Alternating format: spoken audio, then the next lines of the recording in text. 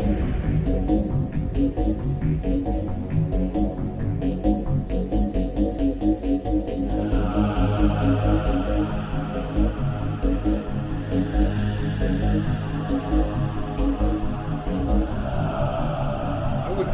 would check it out to check it out. I think it would be a hard thing to top something. Because sometimes, even when they're great, you know, you get into, we'll probably talk about on this, the whole Nightmare on Elm Street thing. Mm-hmm. I love Jackie Earle Haley. The guy's a hell of an actor. He's an amazing actor. But when you have a character that sticks out, so just like you want to start recording? We're already in pre-roll. Oh, so okay. Hey, welcome to episode 170. Don't want to waste it. Oh my god! Scarydad Podcast.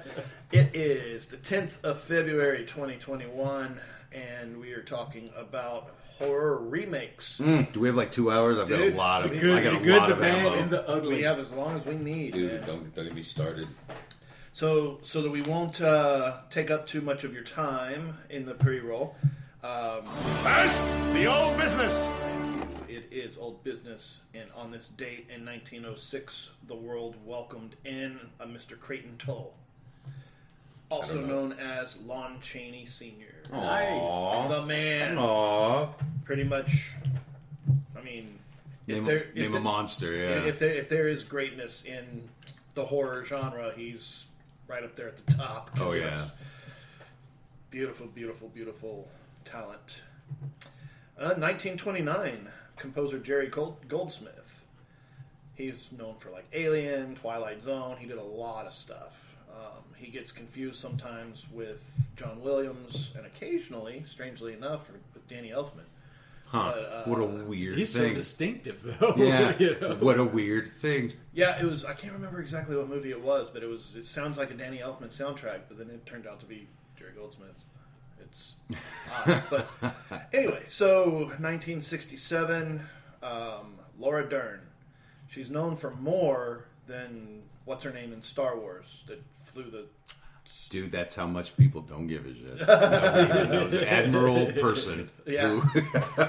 It was like Kudu Holdo? Yeah, something. I think it was like Admiral Holdo or something like that. Yeah. That's... A lot of times in movies, you need the God from the machine to save the characters. In this one, they're like, okay, well, our salvation is right over there. But in this whole series of never even needing fuel for our ship, suddenly, I was listening. All of us run out of gas at the same time. Right. I was listening to a podcast. The guy was talking about that movie, about that Star Wars movie, and how it was a severely ineffective and poorly shot and poorly written rendition of The Hunt for Red October. And it makes perfect sense. It's just, it doesn't have the power of the cast. It doesn't have the atmosphere. It doesn't have the logic. But it literally is just a poor man's sci-fi version of The Hunt for Red October. That's a really good point. I never thought of it like that before. And it made me immediately put on The Hunt for Red October. And my wife had never seen it. Like, get prepared. Gene Hackman. Or not Hunt for Red October. I was thinking of Crimson Tide. Okay. Oh, okay. Yes. Crimson Tide. Yeah. So you get it's Gene Hackman versus Denzel Washington. It's like, dude, every Oscar person in the world is like, oh, we're not winning anything this year. It's like Daniel Day-Lewis is nominated. Well, good luck. Better luck next year. See you guys later. All right, 1974, Elizabeth Banks. She was in Hunger Games, but she was also in Slither. Yes. And then 1997, I think probably, young is young, but Chloe Grace Moritz, she's known as kind of a child actress. Hit Girl. She was Hit Girl, she was in Let Me In, she's been in quite a bit of good horror stuff. So she's even coming up. That's going to get mentioned. With the Let Me In. That's got to get mentioned. All right, this date in history. In the year 2000, we lost Mr. Jim Varney. When he passed, I was a big Ernest fan, but I was living in New Mexico, and the local paper did an article on him, and the headline was "Ernest Goes to Heaven." I was like, oh man, Dude, he was awesome. He was a beautiful man. Caring, when he was to make people laugh. When he was dying, when he was in his hospital, in the hospital room, he had to have his wife bring his Ernest outfit, and he would like unplug and sneak down to the children's ward to entertain children. Damn, that's It's like, shut up, Jim Varney. You're just too beautiful. Like Mr. Rogers. We didn't. You're right. We didn't deserve you for all the shit we've done. The funny thing is, like, I remember when his movies were current and they were first coming out, and like somebody like Siskel and Ebert would be like, "Scared Stupid."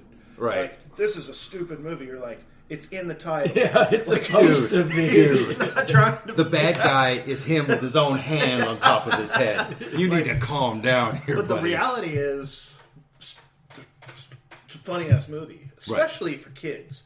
And a lot of times, I think, because I noticed this with my own kids, start watching old movies, that you can see the wires and you can see the seams in the masks. But if you stop and you look at your kid and they're sitting there with their eyes wide open and their mouths open and they're just like, yeah, it resonates. and then you like look Cross back, generation. Yeah. suddenly those seams are not there. Right. The wires are not there. You can sit there and enjoy it again. Right. And Ernest movies are hilarious. It's one of those things that's proof that not everything needs to be dissected for its possible award-winning qualities. Sometimes you just sit down and just let go, dude. Yep. And just enjoy it. Let that man do his shtick and entertain you. Yep. 2008, we lost Roy Scheider. Ugh, dude, had the biggest travesty in Jaws 3. They mention his death off screen. What kind of shit was that? They couldn't say like he decided to go and retire to some island and live the good life with like the Hawaiian Tropics girls. Instead, there's like one quick passing and a picture of him on a wall. Like, oh yeah, he died last year. But anyway, back to Jaws. Yeah. Well, they tried to make up for that in Jaws 4, which should just not have been They should not have made Jaws 4, and it would have made up for that. What was Jaws 4? Was that Jaws in Jamaica? Yeah. Oh my god. But they pointed out, because that's when the shark kills Sean Right. at the beginning. And so then Ellen goes to Jamaica to hang out with Mike, who's become she's got the flashbacks. who's and become stuff a like marine that. biologist. But she's having flashbacks of the ship that she was never on. Right, yeah. You son The of a orchestra- bitch. yeah, the orchestra Yes, sinking. you were nowhere near there, lady. But then Mike's the shark killed your brother, it killed your dad. He's like, Dad died of a heart attack. And she's like, it was because he was so worried. The shark, the goddamn shark. That fucking shark did it. Which I know you saw that cut scene from Jaws that shared it on the forum the other day of the rowing coach. Yeah. And instead of like him just going under and his leg falling off, they showed him like being pushed through the water and holding Michael and like shoving him away. And like that kid would not have become a marine biologist. Nope. He would have not been in Jaws 2 That kid sailing wouldn't- on sailboats either. That kid would have never gotten in the goddamn water. No, Like, we're moving to like Arizona, like landlocked Wisconsin. We don't even have water there. All right. In movies, February 10th. If you were living in 1989, you might have gone to see The Fly 2. I did. I was 10 years old. I did. 2006, maybe Final Destination 3, which, again, kind of like the Ernest movies. I don't care. Final Destinations are all entertaining. Yeah, they're fun. Like the They're deaths fun. are great. It's one of those, you literally just turn your brain off. You want to see what the next kill is going to be. Well, you want to see what they come up with. It's porn. It's porn. But it's like with Friday the 13th, you can always be like, well, how did he come back from the grave? When it's death is the bad guy, Right. then it doesn't matter. Death's just in a bad mood, so he's just going to tie some shit to a thing and let the hook fall. And it's just like you're in there looking for story, man. You're trying way too hard. It's like, oh, I watch porn for the acting. Like, shut up. exactly. Yeah. And martial arts movies too. I need to see what plot they're following this film. No, I want to see one dude walking down the street in a fighting gi, and another dude raking his rock garden in a different fighting gi, and he looks at it. He's like, hey, what are you doing? Who cares? Let's fight. And they just get into it. 2012. The Woman in Black, which was surprisingly good when I saw it. That the one with Harry Potter in it. Yeah. Daniel, what's his face? Radcliffe. Yeah. It was a good movie. I enjoyed it. Very atmospheric. I don't mind a good slow burn. I mean, you can't just ratchet it up all the time. Sometimes you have to dig into plot and allow things. I like haunted house movies. I like them to a point. I like turning a corner and seeing something in the shadows that's not quite right, but there's no real light to shine it on, and it's just kind of creepy. I like exploring abandoned places and stuff. So that kind of movie just fits right into my kind of in my interest zone. I'm like, there's ghosts, bonus, but I just want to go look around at all the cool old shit. Just keep showing me that house, will you?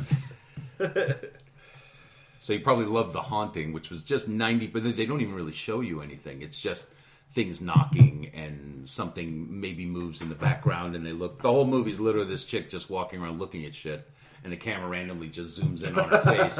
You don't really see anything in that movie. All right, well, that's old business. Let's take a break.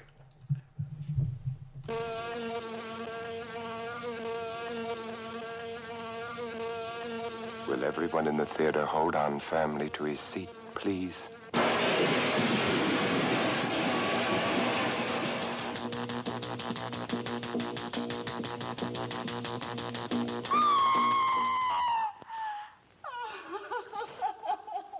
Stop it! Stop it! I'm Vincent Price. What unearthly horror did that girl gaze upon? What manner of incredible thing walked beneath that hood? It would be unfair at this time to show you any more of what went on in that laboratory where a man actually dared to play God. So fantastic, words can't begin to describe it. You must see it with your own eyes to believe it. When the fly comes your way.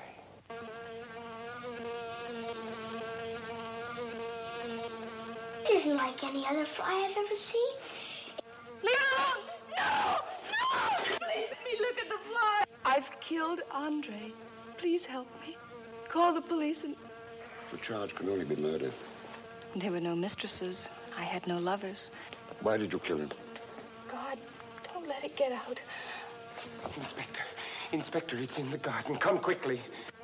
As God is my witness, I saw the thing. It's unbelievable. I shall never forget that scream as long as I live. The fly is on its way. Watch out for it. It's far beyond anything your mind could ever conceive.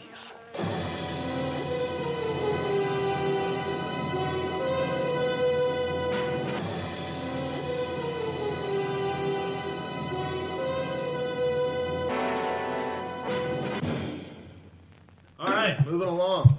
Scott doesn't have any new business, so Took the day off. Research be damned. You know what's interesting is, well, speaking of research, you know my feelings towards remakes. I don't particularly care for remakes. A lot of times I don't give them a chance, especially if it's a remake of a movie that I hold near and dear. So I started doing some research. Okay, And there's more. You found more than you realized. Well, or? not just that. I researched the best horror movie remakes, the worst horror movie remakes, the horror movies that should be remade, and horror movies that should never be remade. And what's interesting is, depending on the website you go to. Oh yeah, it's a different list every time. If you go to a website dedicated to horror as opposed to Screen Rant or a general Hollywood website, you will find the same movie on the Hollywood website that says it should be it should never have been remade, and you'll see it's one of the best remakes on the horror website. Sure. It's so weird how that goes. It's frustrating, actually, to be honest with you. When I saw on multiple lists Event Horizon put up as something that should be remade, it drove me absolutely crazy. Dude, well, I think too, I think you have certain situations where you have a good story that sometimes gets in the hands of somebody that's not necessarily capable of making it. Well, whether that's because the effects aren't there yet, or the budget's not there, right, or what. There's a reason why, and not just in the horror genre, but in all cinema. Like, if you sat there and you looked on the internet and you're like, okay, what are the top 20 famous directors? You know all of the names. But if you were just to be like, name a bunch of directors, you're going to be like, okay, well, there's Spielberg, and there's Cronenberg, and there's Carpenter. You'd get like maybe down to 10 before you really start having to think about it. There's a reason, because those guys are in an echelon all their own. Yeah. They could work with zero budget and no-name actors, they could work with an infinite budget and the entire Hollywood A-list, and it would probably be equal quality because they're just that good. Right. So you have a movie like The Thing, which was originally made in 1951. So you fast forward, 30 years, right? And you put it in the hands of Carpenter, and you put Kurt Russell in it. Well, I mean, the whole cast, but really Kurt Russell is the kind of anchor point of that movie. I think your formula before you've ever even shot a frame is already there for greatness because right. you know it's going to be hard to mess up that formula. There's going to be, which is weird because it got really bad reviews when it came out. Right. But I think sometimes, like The Shining was another one. Got really bad reviews, but it's just because he was so far ahead of his time.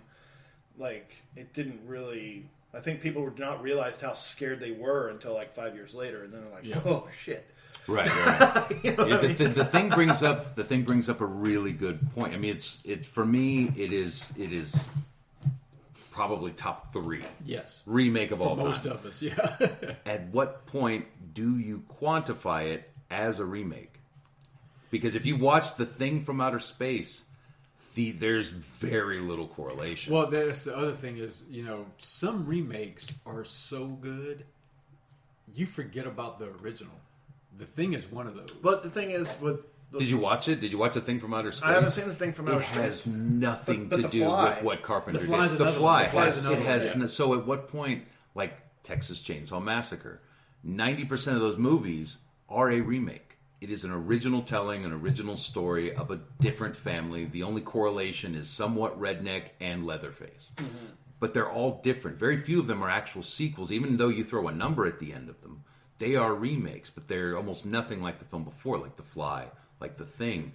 Is it a remake, or is it something else? Like, is it a new category? And I can appreciate that. I think for our discussion, I'll answer your question. I think that if you're taking a movie like The Fly...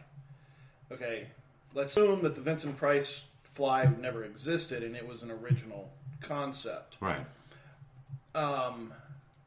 Maybe titled it The Bug. I don't know. But the fact that the Fly did exist and they probably had to get rights sure. and all of that stuff out of Universal. And that's one of those weird knots that gets tied whenever you think of Die Hard. Like if you watch the movies that made us about Die Hard. Die Hard was technically a sequel to another book that the guy had written with an older character playing the Bruce Willis character, and it was contracted to Frank Sinatra. So Die Hard, Frank Sinatra joint, sequel to a movie that was never made. Right.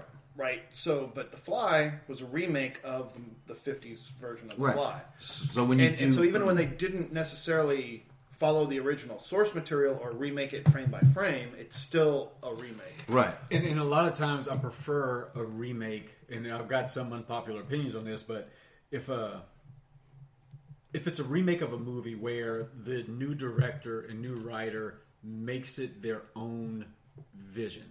They don't try, because you have remakes, and I'll bring this one up real quick. Pet Sematary. Mm-hmm. They tried to make the same movie. They basically took the same script and said, okay, let's make it a girl instead of a boy.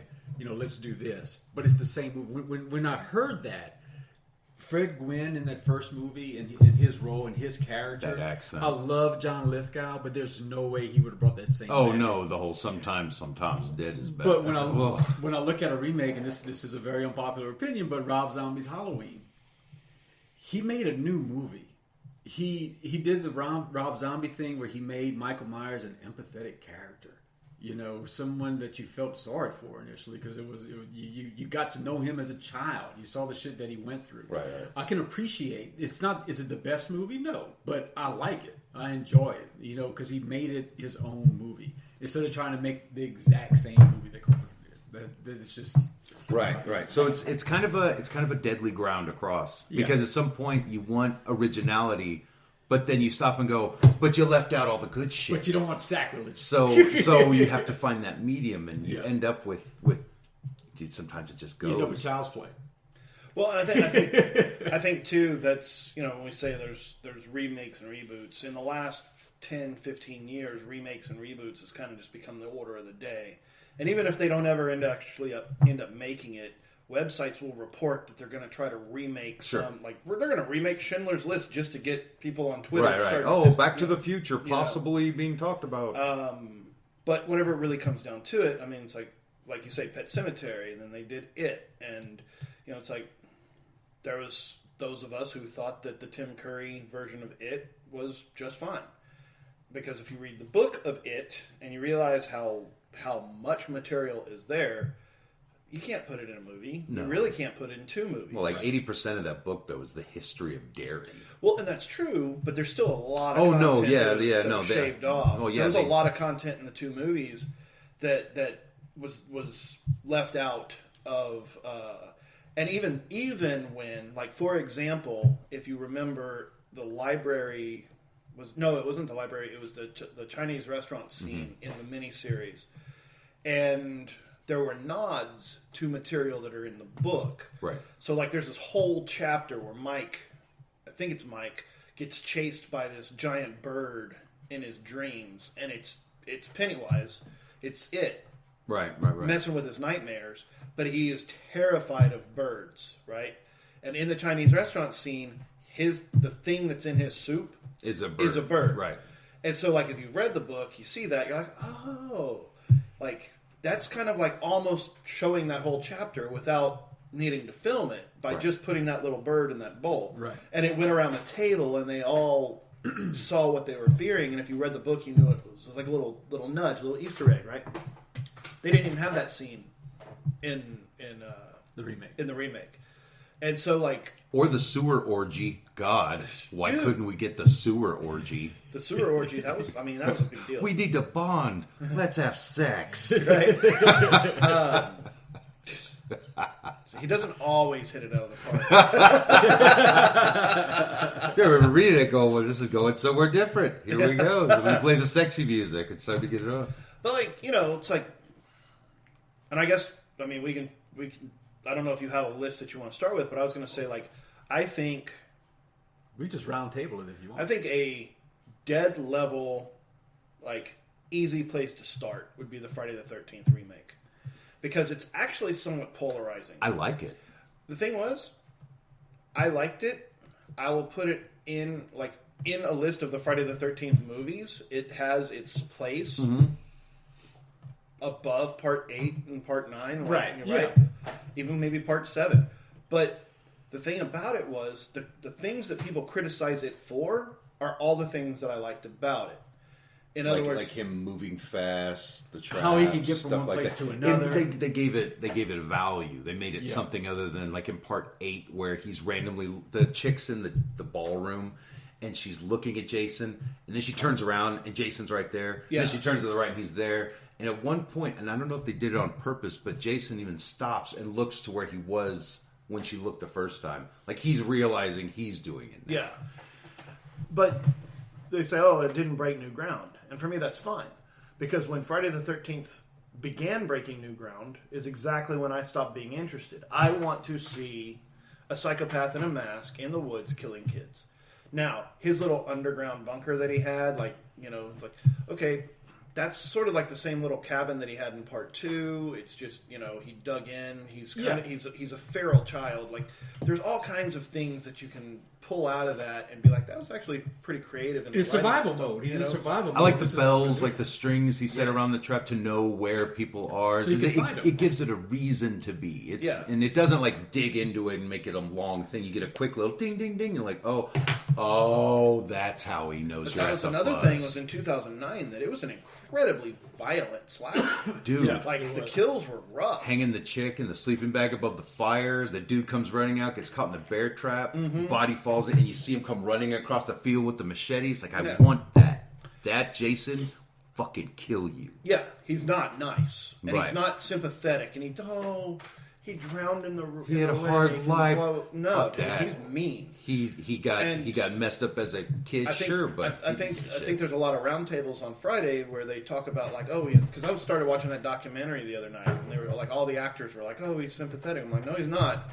Like, what happened to him sucks. What happened to him sucks, but you go watch Part 2, 3, and 4, And they're like, oh, he doesn't run. He does. He chases that cop right through the woods. Oh, yeah, no, Steve Dash does a light jog, and this the whole time with that pickaxe, and so does... He chases her through the woods in part 3. He runs. Yeah, Ted White runs, he runs Brooker around. runs, yeah. He's mean, all, and, he doesn't hesitate. Right. He does not like Michael Myers, where he sits there and contemplates the death. He's like, "You're dead. I'm out." And he goes around. He's brutal in that way. And I like that they didn't try to soften him in the remake. And what's interesting is that point right there with that Friday the 13th is also what, in my opinion, made 2003's Texas Chainsaw Massacre and all the Halloween remakes work. Is that the Leatherface in 2003 is not the campy, goofy Leatherface. He's a killing machine. He's just a beast, dude. And me and Chris Majors were talking about that. Andrew Bernarski in that movie made Leatherface a totally different character. Mm-hmm. Right. Put him up to that level of Jason and Michael Myers, where he was just a killing machine, dude. Well, it was fun. It was refreshing to see that kind of stuff. I think what you have with Chainsaw Massacre from I want to say episode, but from movie 1 to movie 2, is that the saw is family, and the chainsaw itself. The chainsaw was a tool that Leatherface was using in part 1. He used a hammer. It's like the I can't think of his name. The hitchhiker. He had a switchblade. Ed Gwynn. Yeah, he was. Oh no, it's Ed O'Neill. Ed O'Neill. Ed O'Neill's the guy. But it wasn't just focused on the chainsaw. The thing that made the chainsaw bad was the chainsaw is a brutal killing tool. Right. But he only kills one person with the chainsaw in the first movie. Yeah, he gets the brother, the one in the wheelchair. The one in the wheelchair. Yeah. Everybody else, one gets the hook, 2 get a hammer. He's going for Marilyn Burns, but he never gets her. Yeah. So they took that piece of equipment and pushed it into the sequels and made anybody chasing with a chainsaw. That's some rough crap. That's a great remake, dude. To me, that has the greatest jump scare that I've ever seen. When Mosley and Carolyn Williams are in the radio station. Oh God, yes, and that's TCM2. Dude, oh yes, it gets me every time because dude. You think there's menace in the air, the way it's shot, the lighting. It's all this guy's gonna kill this woman. And he's playing with her, and she's super scared, but she can't get him to leave. And he's just kind of, hey, what's over here? Is this, he's like, oh, it's a records room. Oh, is this where you keep all the Beatles? And he turns the light on. You never hear the chainsaw rev. It's instant. And he comes right out like a fucking heart attack. Caroline Williams, the fear that she has in that so whole scene. good. He has her in the room, and he's humping her in the air with the chainsaw. Dude, it's just TCM2 is my favorite one. Oh yeah. Oh, dude, By far. without a doubt, the genius lunacy of Dennis Hopper in the hardware store, taking practice jabs with chainsaws, trying to see which one feels better. Just insanity. I like how he has 4 chainsaws. Yeah, going into the final battle. He's got pistols. He's got to hang it all over the goddamn one. place. Speaking of chainsaws, you've wanted to mention this one for a while. Oh, the Evil Dead. Dude, Evil Dead. So, and what's so weird is there's a point of contention with that as well. Some people will argue Evil Dead 2 is not a remake of Evil Dead. And it is, quite literally. And I not only feel that it's one of the best remakes ever. For me, it's far superior to the Evil Dead. It's engaging, it's funny, it's lunacy all the way through. And I love it with my whole heart. I think the only argument that you can make that is not a full remake is my argument after I've sat there and I watched all 3 movies back to back. Right. And I was like, okay, here's what happened. It's somewhere around the 3/4 mark of the original Evil Dead. Ash's mind just snapped.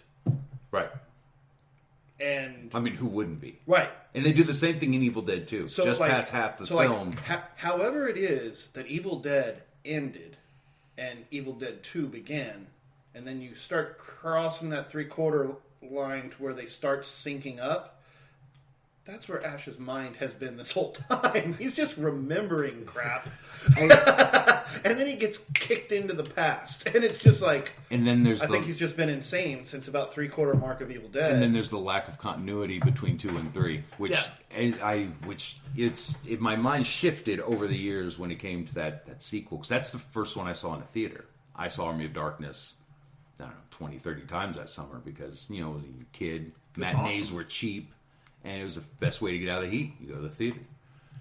And I watched and I loved it. Loved it. And then at some point I was doing a marathon. I finished Evil Dead 2. I pop in Army of Darkness and it starts. And I had that moment from Misery. I had that fucking no. What are we clapping for? That's not how the movie ended. He didn't have that. He didn't jump out of the fucking car. And that's what I had. So he goes back. He's like, wait, no. They worship him. At the end of Evil Dead 2, he kills the Deadite in the sky. He's the image in the book. They fall on their fucking knees. They don't handcuff him. They don't handcuff him and drag him off and throw him in a pit. I mean, it's all good fun, but I stopped and go, this isn't right. This breaks continuity again for the third time. It's just breaking continuity. And it slowly, and it makes a lot of people, so this seems to be most... maybe average horror fan. I don't know. I don't want to sound elitist in that way. But it seems that's become like the favorite Evil Dead film. And for me, it's the bottom. I'll take the Evil Dead remake over Army of Darkness 7 days a week. See, because I love the remake. I am of the opinion that, I like Army of Darkness. I like them all. But I like them for different reasons. Mm-hmm. I'm going to say... You know, Evil Dead 2 is my favorite. Dead by Dawn. But I had watched Evil Dead 2 so much that I had forgotten about Evil Dead 1. And when Scott and I started doing, we went ahead and did a fresh eyes on Evil Dead 1, and I had to stop and Google it to be like, wait, this is way too much like Evil Dead 2, but it's scarier. That's what they reshot. We could do this different. And so, I was like, wait a second, did I get some weird... Because, again, I had 2 copies of Army of Darkness with 2 different endings. Right. And so, the ending that I always remember was the one that he went too far. The post-apocalyptic thing. And so, the one that everybody else remembers is the one that's in the store. That's the one that was in the theaters, right? And so, the first time, it's weird, it's his house doing a show, and he's, playing Army of Darkness, and I was like, is this special features? And he's like, no, this is the end of Army of Darkness. I'm like, no, he's supposed to be like Rip Van Winkle in the future. He drank too much shit and went forward. And I know this is how it ends. I'm like, okay, this whole series is just fucked up. I just got to enjoy it for what it is. Yeah, and that's what you have to, again, it's that whole suspension thing. You have to push stuff aside and enjoy it. But if I were to rank them, Evil Dead 2 is, for me, an amazing remake. Yeah. I very much enjoy... Who did the most modern... Was that Fede Alvarez? I think so. And I really enjoy... I love the nods to the original film. Films, it references Evil Dead. It references Evil Dead 2. It's got a lot of similar setups. And it's literally taking the Sam Raimi... we're going to get paid by the drop of blood. We're going to drop buckets. They're going to get an 18-wheeler filled with this shit. And at one point, it even just rains from the sky. That movie is vicious, just all the way. In a way that the original Evil Dead was less camp and more viciousness. Mm-hmm. The remake by, I think it was Alvarez, it's just it just digs into we're going to make this hurt. You're going to watch this and it's going to fucking hurt. Well, one thing I find about, one of the reasons I prefer Evil Dead 2, the remake, is... if you watch it, it looks as though that was the movie where Raimi got his style. Right. That movie most defines Sam. If you look at that movie and you look at Drag Me to Hell... Those the character movements. You can see how the camera angles, everything. That movie is where Sam Raimi got his signature. Yeah. He developed more. The first is... where he came up with the dancing Spider-Man. Dancing Peter Parker, right? It's those moves, man. It's those fucking moves. Yeah, and that whole argument really upsets a lot of fans. And okay, so Evil Dead 2 remake, Bruce Campbell. Okay, so you also have remakes, Texas Chainsaw Massacre, of Friday the 13th and Halloween that could be considered good remakes. See, well, When you look at the remake of Nightmare on Elm Street, that's one thing that I always point out is you got to realize when you remake a movie of a character that doesn't talk, wears a mask, you can fit somebody of a similar size, have them make it their part. Versus, I've always said, out of all the big killers, Freddy's the one that wins personality alone. If you try to replace what you're so used to seeing with personality, voice tone, look with somebody else, it'll never work. Well, and I think too, because if you look at the Nightmare, you've got Freddy's Revenge on your shirt, so I'm like the Freddy franchise, the Nightmare on Elm Street franchise. Thank you. If you watch the first one, where he is quiet and he's more menacing and he's more in the shadows and he's running his claws and he's more of a nightmare monster than a personality. He really kind of comes out of his shell in part 2, and then I think it's part 3 is when they start the camp, because part 2 still had a lot of part 2 was very violent, but it's a lot more, it's still very violent, but he's starting with the kind of the inside jokes. Yeah, his personality starts. It's like he kind of he catches the coach and like pulls that S&M dream out of him, and then like cracks jokes about it while he's doing it. He's sadistic and in a demonic sort of way, but he's not funny yet. But he's working on it. Yeah, part 3 is when the comedy comes starts out of his shell. Yeah. But in part 1, Freddy's still a very menacing and dark creature, and they could have remade it. But the problem I thought was it took itself quite too serious. I think it turned Freddy more into kind of almost like a Pinhead almost, or a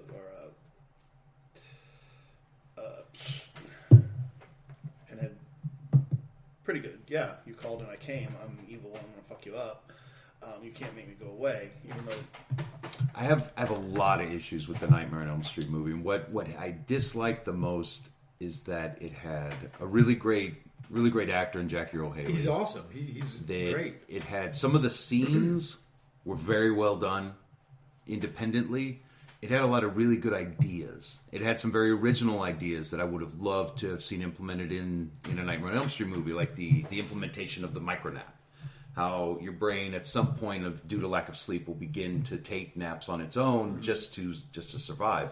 And at one point the girl is crawling down the aisle of the grocery store, flashing in and out of the nightmare. And you see Freddy's claw like slashing through the goods. And when she's in the grocery store, you just see the cans exploding. Right. When it flashes to the nightmare, you see the claw. Great implementation. I love that idea. But there was way too many points. The way the movie starts, the cast, it was trying way too hard to be something more when it should have done more with the implementation. We didn't need to see all good-looking kids. They don't all... I understand Johnny Depp was in the first one. And Heather Langenkamp was still riding pretty high on her TV status. But we don't need to see all these well-polished, super good-looking kids suddenly depressed about a nightmare being. Right. You need to, at some point, establish it with a little more humility and ride the power of your cast when it comes to acting ability. And like Jackie Earle Haley in your script. A few tweaks that movie could have done very well. But I still don't think it would have been received. No, and that's the problem. That's the problem with the horror people. We did the same thing with Halloween 3. People shit on it for years. Yeah, but it's a great movie. It's an awesome... I love Tom Atkins. And that's one of the reasons why I didn't want to give Child's Play even recognition, because Brad Dourif was going to be the voice. That's hard. You instantly get biased. You're like, I'll be goddamned if I'm going to watch something that doesn't have Brad Dourif doing Chucky. Paul Taylor did a great job as Pinhead, but you get so used to seeing Doug Bradley play Pinhead and Doug Bradley's voice that anybody after him, it won't mess with. The first thing I saw was how, like, the weight difference. How Doug Bradley's a bit more of a skinnier being. And Taylor's got a little more weight to him. The first time I saw him, the Pinhead's been hitting the ho-hos a little much. But yeah, that's definitely that's one thing that hurts a remake is if you have an established character that has been around for a long time. Yeah, that's that. It's and that. You try to replace that, it just. It's. I mean, and that's just people. I think that goes into the nature of humans in general. You do the same thing with your favorite food. with relationships. I mean, you could have an infinitely better partner than you did when you were 18, but it took you a long time to stop comparing everyone to that partner from when you were 18. It's not as easy as replacing what's his name, Darren on Bewitched, where nobody even noticed. They just blinked and like, wait. The funny thing was, like, as a kid, I always noticed, right? Like, I could, WGN on cable TV, you see Bewitched, and like she's got a different husband episode to episode because they didn't play them in order. Yeah. And I read this thing, I was like, how is it possible? Because Dick York and Dick Sargent, except for having the same first name, Sargent's taller. Right. His complexion's lighter. He's got less hair. Like Darren's hair, or Dick York's hair, was like greasy, and Sargent's was more kind of combed back and clean. I'm like, how could you possibly not know? And apparently what happened was York had back problems, so he didn't get fired. He could no longer act anymore. So they'd been looking for somebody. And they did this really weird sort of skateboard ollie trick. They replaced him in a couple of episodes towards the end of a season before a summer hiatus. And then when it came back, they were in color and they were shot differently. So people didn't notice because it wasn't like you could watch and compare episode to episode. It was like... Right. So if you saw him kind of appear here, you're like, wait, who's that? By the time it came back, he's always been there because you saw him in the last 2 episodes. Right.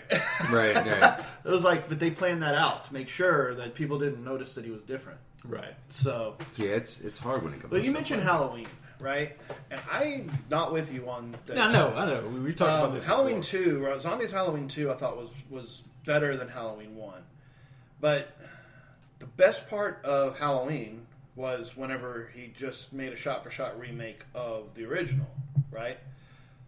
All of the backstory on Michael Myers, to me, is kind of like remaking Jaws, and then having a 30-minute scene showing the shark as a juvenile, like fishermen taunting him or something that. Getting pummeled by a killer whale and having brain damage and not being able to properly hunt until he starts figuring out how to eat people, and be like, all you need, like that was a whole hour of movie for Loomis's, like, I met him when he was young and he was all crazy and he had the shark's eyes. And I can understand that. It's kind of like don't tell me how you make the cake, just give me the cake. All you needed in Jaws is you hear 2 different perspectives.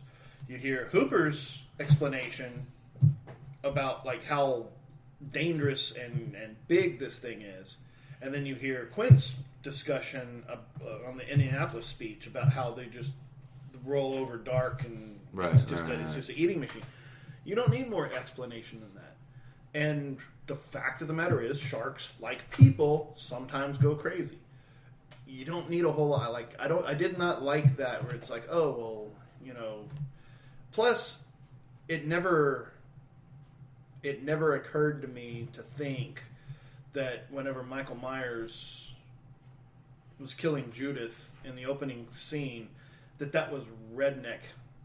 It was like super redneck stripper mom. Like that just seemed like Middle America, Chicago. Like it was Middle America, Illinois. Right. Like the original, 70s. like Carpenter's original. When the parents come home, there's regular ass mom and dad. Right? It's this kid sitting out front. That's what makes it so scary. Is he's just it's the unknown. It's the unknown. It's that's like I mean it could have worked just as well having never known his name and just keep referring to him as the Shape. I mean, it was that stalking evil that you had no rationale for. It was just, if it came across you, you were going to die. And I thought that, Zombie reached out and was like, I really, really, really want to make Texas Chainsaw Massacre. Not a remake of Texas. I want to be, like, I probably told you the story before, but I saw Neil Gaiman do a live reading and show. He said that when he was a kid, he wanted to have written Lord of the Rings. So he didn't want to have been Tolkien. He wanted to create some kind of space-time continuum to where he was the one who had written it. Done. I'm the writer of Lord of the Rings. Rob Zombie wants to have been Tobe Hooper. Yeah. I he can wants see to that. have made the original Texas Chainsaw. You can see it all day in House of a Thousand Corpses. And he turned around and he turned Halloween into a poor man's Texas Chainsaw Massacre with knives instead of chainsaws. And I didn't, like, whenever he went back to formula and Michael Myers is stabbing teenagers, then hell yeah. Like, I'll tell you this: I enjoyed Rob Zombie's Halloween. I liked part 2 well enough. I would rank it leaps and bounds above many of the sequels, especially when it came to the design of Michael Myers. The mask looked good, the outfit looked good. Dude, I just showing my wife as like Jason's hockey masks have changed since he put on the first one in part 3. I love all the designs. I think they're all great and they're all different. I cannot say the same for the Halloween movies. Dude, some of those sequels were just absolute trash can fires. Just moist garbage with these neon white masks and fluffy orange hair. Yeah. Nope, get the fuck out of here. I read that, like, when they were making Return of the Jedi, like, when they made Star Wars, they had to make models for all the ships. But by the time Return of the Jedi came out, they got to go down to the model shop and buy models of the ships that were made by model manufacturers. So they could just buy a Y-Wing. Like, buy a squad of Y-Wings. Right. Put them together and then put little firecrackers in them and blow them up, right? Like, the same thing. It's like, run down to the store and buy a Michael Myers mask. Dude, that's what it looked like in some of those. And those are just trash. Just trash. And then there are some remakes that I've found on the list, but I've never seen before. You guys may have seen some of these. Wicker Man is one with Nicolas Cage. Dude, I remember the original one. I never saw the remake. If you have never seen it and you need to see Nicolas Cage be full Nicolas Cage, The Wicker Man is just absolute stupidity in cinema. It's described as laughably bad. Oh, dude. He decks a chick wearing a bear costume, screaming about bees. It's legendary bad. You remember the kid yelling in Troll 2? Oh, my God. It's that level of camp. It's just And the thing is, The Wicker Man is such a classic. Oh, Christopher Lee. Slow burn. Yeah, it is. Yeah. There's so much about The Wicker Man. Because when I first so saw much to take in. Well, when I first saw The Wicker Man, it wasn't too long ago. It was in the last couple of years. And I'd always heard it was great, but I just never... And I'm sitting there watching it being like, this is the weirdest freaking movie. Like, it's not scary. It's just bizarre. It's like Britt Eklund's just all naked and, like, going crazy in her hotel room and stuff. And I just, like, watch that movie, and then it ends, and I'm like, oh, shit. And it's, like, 3 days later. It's like I was in the shot. 3 days later, I'm like, oh, shit. Like, there was never... It was a setup from the beginning. Yep. They lured him in like a Venus flytrap, and the whole thing was a whole bunch of certain preparing spells. Right. Like, there was no way out of this. From the beginning, there was never any way out. There's a somewhat similar premise for Nicolas Cage's remake, but at the end of the day, it didn't have the director, the cast, it didn't have the script. It's all the way. It's like watching, what is it, the Haunting versus The Haunting. Right. with what's her name? Oh, she married Michael Douglas. Catherine Zeta-Jones. Yeah. And Owen Wilson. It's the original is such an auteur film. It's all ambiance, and you literally don't see anything. It's just sounds in the dark, lots of close-ups of fear and faces. But it's very much an atmospheric film. And the remake of The Haunting, I went to the theater because I liked the original movie. It's garbage. Yeah, it was bad. They just try way too much to implement too many things when the whole point of the movie was the simplicity of the house. Yeah. The house is the bad thing. And that's up there with remakes that just shouldn't have On that vein, Poltergeist. I never saw the remake because, in my opinion, Poltergeist shouldn't have been remade. Yeah. That was one of the ones that I also have never watched it. My wife watched it, and she warned me. She said, "You can't. Just don't ever." I was not excited to hear about the remake with I'm sure you guys, the love for the original. It's a master stroke of cinema. But what got my hopes up just a little bit was when they cast Sam Rockwell in Craig T. Nelson's role. Mm-hmm. And I was thinking, that's a bold play, because I really enjoy Sam Rockwell. Very underrated actor, amazing actor, great character. For a second, for a half a second, not even a full second, I was like, I might, maybe, somewhat, in another universe, I might watch this. And then I saw the picture of the clown. Mm-hmm. And that just solidified it. I'm never going to watch this. And I know it makes me a bit of a hypocrite, I just can't. I just can't force If you myself. want a good like nod to Poltergeist without. Have you seen Incredibles 2? Mm-hmm. Mm-hmm. Whenever the baby keeps flipping through dimensions, and you got Craig T. Nelson being like, "Hey, you come out of the light." He's like, comes out of the ceiling and like lands in his. Yeah, like that is so much a better remake of Poltergeist. It's so good. And I can't. I'm sorry, Poltergeist people, remake guys. You're never gonna get anything from me. Now, this is one that I actually always thought it could use. There's certain movies that I'll give you. I think they should be remade. It may be time for a remake. The original, maybe it was a good story, but we could use it to be freshened up and everything. But Amityville Again? No. They remade it already, which I've never seen. They've made it a few. There's been a lot Amityville of with Ryan Reynolds is the with one. Ryan Reynolds was actually pretty good. It is okay. And so is Psycho with. See, this is Psycho's on the list of bad we will ones. disagree on that. That is a movie that not only should It is certainly not Alfred Hitchcock. It's shot for shot, but it was and they use interesting. It's the same movie with different people in the way that Record and Quarantine. Well, I think it was actually even shot in the same building. If you're gonna, one, it's a hard film to touch, like Psycho, because you got Hitchcock just directing the shit out of it, and you have, Norman Bates, and Anthony Perkins, just delivering in that movie so hard. Watching Vaughn do Anthony Perkins' role reminded me of when they got that dipshit from Wings to do the Shining remake for USA. It's like you're not going to follow Jack Nicholson. I am really sorry. I'm going to play bias all day long. You're not going to be able to do And while that is true, I did enjoy the Shining remake. Hello. I did enjoy the Shining remake because it was a little closer to the book. Oh, the ending and stuff. Significantly closer to the book. Which am now and have always been more of a closer, like the closer to the book, the better. Even if it's made for TV versus Hollywood.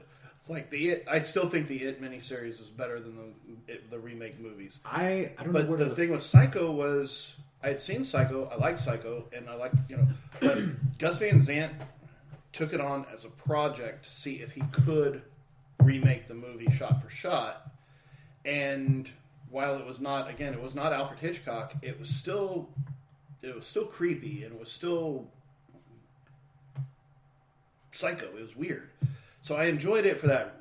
Again, I wasn't writing a college treatise on it or anything. I just remember seeing it. My dad was like, hey, it's actually pretty good. I watched it. I'm like, hey, you're actually kind of right. And then I left it at that, and that was probably 15 years ago.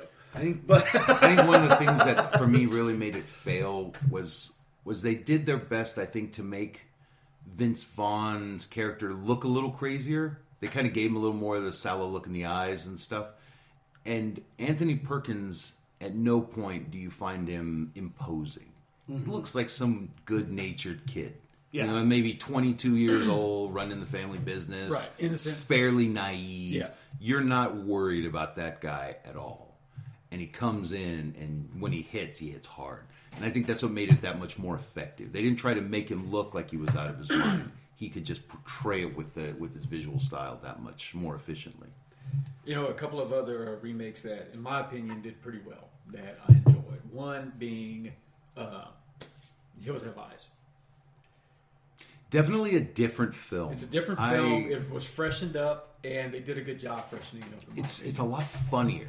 I'll tell you that. I laughed a lot at the remake of The Hills Have Eyes. There's so many little things. But what I loved about it is, the original Hills Have Eyes, pretty much unknown cast. Right. And the remake also, it was relatively unknown actors that were in that one too, and they did a great job. The casting was great. The photography, the scene where they're in the Winnebago, the dad has already been captured, and all of a sudden when they set him on fire, the guy gets on the radio, and the way the camera just zooms and peels back, it is just it's a great film in my opinion. They eat the fucking parakeet in that one? He bit the head off and then squeezed the blood. He kills the parakeet. The fucking parakeet's gotta die. But that's one that sticks pretty well to the original script, considering. Right. And it's effective. It does well. It's the characters, because they were you weren't too endeared to the original actors as opposed to the characters. Replacing them did a good job. Right.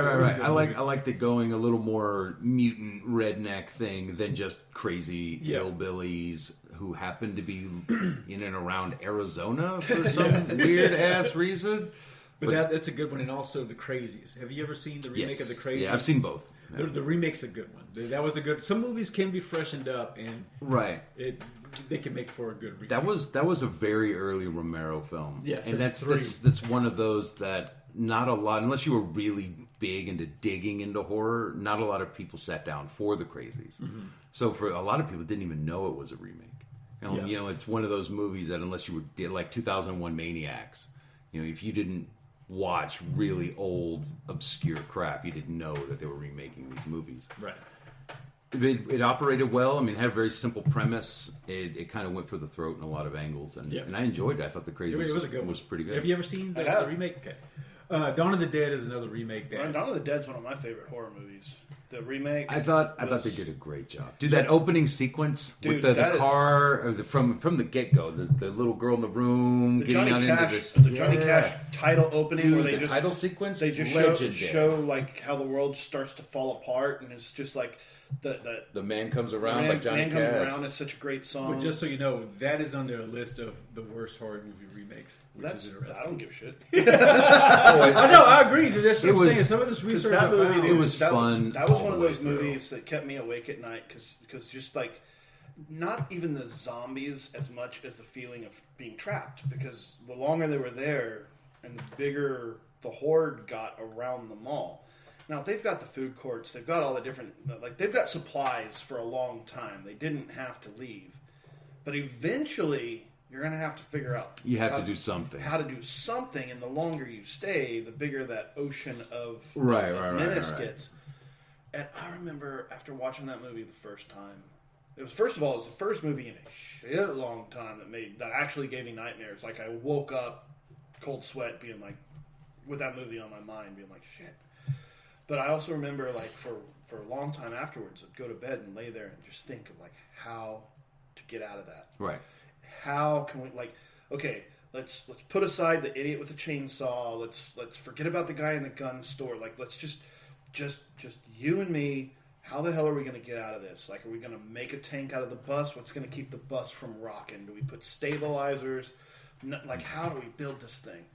And I just sit there and turn it over and over and over in my head, and I'm like, okay, that is one hell of an effective movie if I'm thinking about it in technical terms. Oh, yeah. This much later. Oh, yeah. Right. Also, I loved it. The zombie genre, falling especially into the whole post-apocalyptic thing, it's one of those things that everybody has a plan. I mean, you don't have to have that in-depth of a thing with Friday the 13th. I get on the road, I walk my ass away from the camp until I get somewhere, and then I get in a vehicle, and I go even further, and I just keep on trucking. The plans are very simple, but the post-apocalyptic thing, especially with zombies, it allows us to imagine ourselves as the clever hero. Right. I would find a way out of that room. Yeah. They did the dumb thing. Do this differently. I would do this. Yes. And it just makes it that much more fun. And I love that about Dawn of the Dead, that it took the somewhat, even only a small premise of the original. The original is very expansive. I mean, if you know, the beginning starts with the raid on the building for the Puerto Rican drug dealer and goes into the whole slaughtering of the innocent people in the building, the basement filled with bound zombies and shit. Dude, then the mall in the original was, where do you get like a Home Depot inside of the mall? You know, they had grocery stores and shit in there. That was cheating.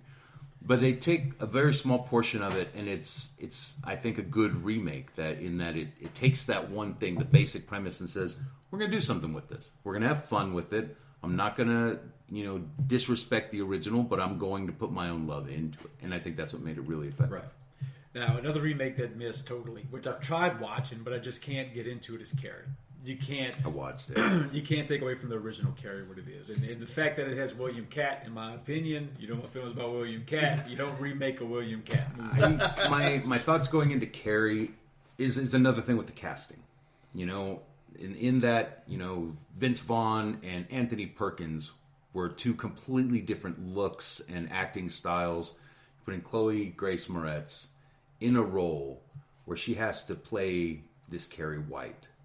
And she is opposite Sissy Spacek, yeah, who brings that humility, that simple, tortured soul into the world. Sissy Spacek, to me, and in other movies too, but Sissy Spacek always kind of very, and I don't know why, maybe it's just this kind of almost look, but always kind of made me think of like Loretta Lynn. Like Coal Miner's Daughter, very innocent. Sure. Very vulnerable, very kind of fragile. Yeah, and that sells that character. And that was, I mean, that's, again, a character like Carrie who is so fragile but so powerful at the same time. It's not going to take much to push her over the edge. And then once it happens... But she's been getting pushed on her whole life. Oh, yeah. It's stacking up on her, dude. And once she snaps, you believe it. Yeah. You believe when Sissy Spacek, she didn't need to do much. No, she just didn't, open she didn't walk around doing right. like Professor X type stuff. Right. She's just walking around open-handed and wide-eyed, and she's just blowing up all around her. Standing up straight. Yeah. And that's the way it was shot is just beautiful. Her character walks around, just head down, slumped shouldered. It looks like the weight of the world is on her shoulders. Mm-hmm. SpaceX sells that. Yeah. So hard that whenever the bucket falls and it hits Kat, and she sees it, she sees the people, she hears her mom, you see that. The shoulders come back, and that power wells up. And she's with simple movement, eyes open wide. It's like, now I see what I am. Now I know what I have to do. Everybody dies. And she just digs in. It's incredible. You believe it. And I had a hard time buying Chloe selling that character. She did well for what she had to work with, but she was playing counterpoint to a really strong role. Mm-hmm. Right. And it's hard to not be instantly judged next to that when it's something that was that big and that important. Right. Another one that I actually enjoyed the remake of, and a couple weeks ago I went ahead and watched the original again because I saw it popped up on Prime or something. Was Last House on the Left. I don't know where I fall on both of those because I mean the original was like Wes Craven's first. Yeah, it's his first movie, and he shot that in almost a documentary style. Yeah, it was very grimy, very gritty. Nobody there knew how to act, so everything, and I think that really made it that much more effective. That they looked like they were fumbling with evil. Yeah. And it struck you as that's what people would do. They don't know how to perfectly tie you down and perfectly assault you. It was very spur of the moment. And now we're going to be that. It reminded me of the movie Kids that came out in the 90s. Mm-hmm. It was shot in very much a similar way. Right. Yeah. But the remake still, I think it holds up pretty well. I think my only issue I had with the remake is if you watch the trailer, they literally show you the end of the movie in the trailer. Yeah. And I really wish they would cut back. That's been a thing that's happened since forever. We're going to show you the best parts of the trailer. Yeah, they showed like the microwave door was removed and putting his head in the microwave and everything. It's like you've already see the end of the movie. I really wish they wouldn't do that. If I hadn't seen that, I probably would have enjoyed it more. But I think all in all, it's a pretty good remake. Okay. All right. So let's go into a list. We'll just do a couple of lists to wrap up the show. Okay? So tell you, I can talk about this for hours. All right. I know. We can keep going. Well, this might end up causing some discussions also. The first list we're going to go through is 13 horror movies that should never be remade. Okay. I'm sure you'll agree with all this. All right, let's see what we got. Okay. Of course, first up on the list, The Exorcist. I agree. Yes. I agree. Fred freaking fucking nailed it. People have tried, all have failed. Right. And this is one that I agree with this being on this list totally, and I always have a fear that somebody's going to try it, is Jaws. They're going to try it eventually. They've done loose little things here and there. They've tried it. They're going to try it, and they're going to fail. Yeah. I listened to a podcast on Jaws that was talking about the character of the film is derived from all of the problems that they had in getting the shark to work. Yeah. Right. And so what they did was they had to collect footage. They had to be filming stuff. Right. And so they filmed a lot of stuff that they probably wouldn't have otherwise had the shark been working.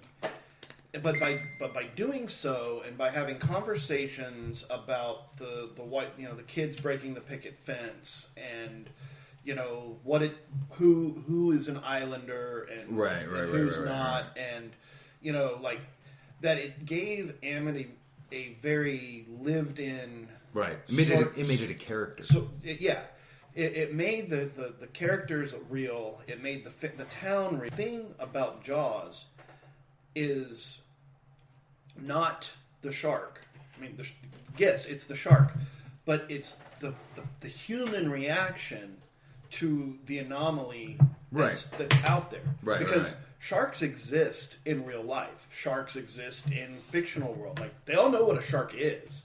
They're just in disagreement about how bad the menace really could be and what to do about it, given their whole, like, 4th of July and the island economics is dependent on their beach. Right. It might be dangerous. But none of that really works if you don't care about the characters. And because they were able to kind of dig in a little deeper and get you more invested in some of these second and third tier characters, then you really do care about Alex Kintner's mother. Like, in the context of a small town tragedy, you know, of Chrissy Watkins. You know, she's just a high school or college girl. We don't know, but she's an islander. She's there, you know, like, and it makes it all, you know. Quint's been there forever. Hooper's an outsider, and he's looking at all these people like you're crazy, right? Because of their gala, or not their gala, but their flotillas and stuff. So the spirit of Jaws is the thing they could never remake. Right. Yeah, having to shoot it the way they, or having to edit it and do what they did with what they had that was working only helped enhance that terror, because you could see it in the town itself, like you were talking about. Like, so many people pop up and they represent different stages of grief. It'd be the same as putting on Halloween and turning the lights on in every room in every house where Michael Myers couldn't hide. You would lose it. Yes, he'd still be killing people in the exact same way, but if you saw him everywhere all the time, at what point you're like, oh, okay, look, there's Michael Myers again. Right. So yeah, it's just that it's very morose, Jaws. There's moments of levity, but then they're quickly torn out from underneath. Like when they're singing in the boat and they're all friends again, and it goes into the tattoos. And then he just drops. And then the Indianapolis story hits. So there's the moments of levity are very short, very sweet, very endearing, but then it reminds you quickly that this is a very serious situation, and you're not going to have a good time with it. So, and I believe that if they filmed it now, it'd be kind of like a Jurassic Park again, where it's. Not the original Jurassic Park, like the Jurassic Worlds, where like now, like you say, all the lights are on. It'd be Meg, is what it would be. Yeah, everybody's just done. Everybody's just shark happy, right? And so the sheriff would be, you know, some Hemsworth, some good. It would be some good-looking guy. There'd be a lot of guns. Yeah. It would be drab. It'd be passe. It would not do service to the. Next on the list, 1979's Alien. Perfect film. Exactly. It's a film. These films hold up so well to this day. There is zero reason to remake it. It's another movie that's very akin to Jaws. Make sequels and all the Halloween. time. It's similar. It's that silent, dark dread in the vacuum of space. It's claustrophobic. You can't escape it. And these weren't like a good-looking cast. I mean, they were bigger names. Some of these names were pretty big. Like Scarrett was a big name at the time. But back then, you didn't have to be good looking to sell a movie. You had that's to, one of the differences. right? And there was there's just too much of that movie involves around the fear of unknown. Right. And nowadays they would want to blow everything up. You could see it when they did like Prometheus and everything. Mm-hmm. You turn the lights on and your disbelief goes out the window. Right? Well, too, and you say they don't have to be good looking. Sigourney Weaver is one of the hottest people in film that's ever been in.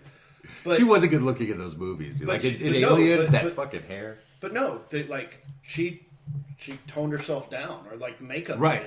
Like they got star power, but then they turned her into a regular person. They used her actual talent. I mean, that movie was loaded with acting. You compare that to Ghostbusters, and you're just like, yeah. It's like, that's not her. Because Dana's so hot. That's not her. But so is Ripley later.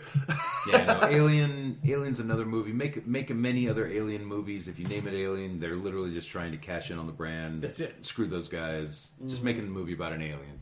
Okay, next up, Silence of the Lambs. Agree. You can't do it. You can't do it. Dude, Hopkins.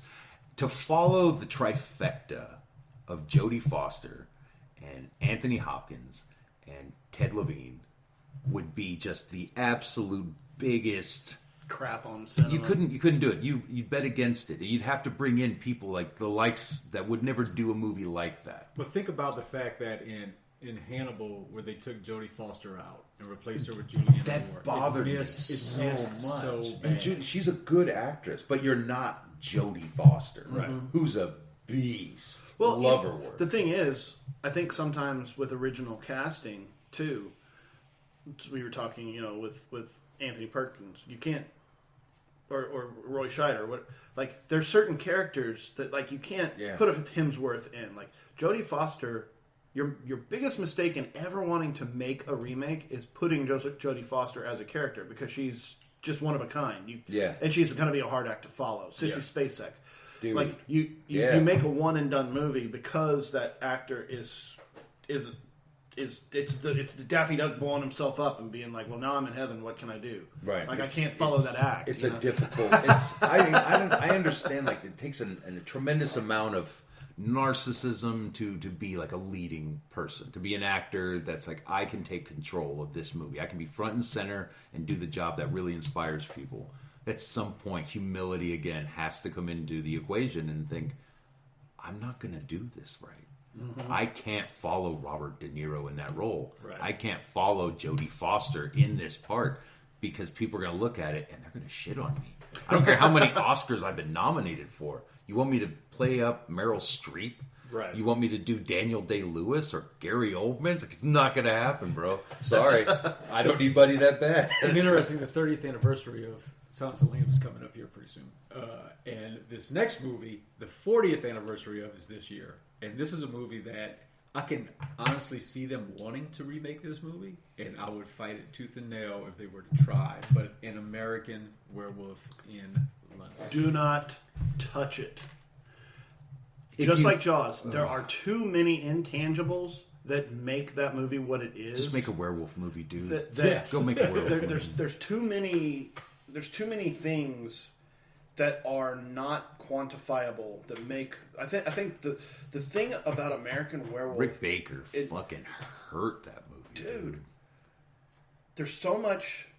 It's like a magic trick. It's all the stuff you're not seeing, and it's all the strange little punches that they pulled with the humor in it. Oh yeah, like we were talking about levity. It's like every single joke brings you up for the express purpose of just dropping you so hard. Into the all day. John Landis. I'm watching the History of Horror on Shudder, and they just talked about American Werewolf in London, and he said, his whole point was to make a horror comedy. He wanted to just throw this comedy in.